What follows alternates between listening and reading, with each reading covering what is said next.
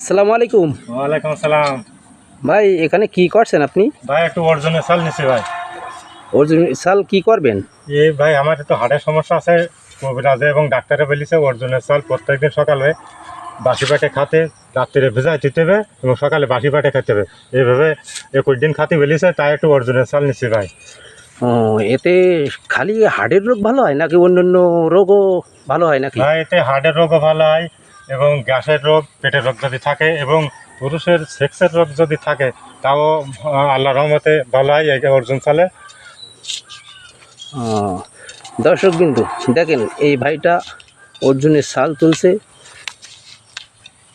হার্টের রোগ যাদের আছে এবং বিভিন্ন রকমের যাদের রোগ আছে তারা শুধুমাত্র এই অর্জুন গাছের সাল সংগ্রহ করে দ্রুত আপনারা সেবন করবেন। অবশ্যই অবশ্যই আপনাদের হার্টের রোগ ভালো হয়ে যাবে।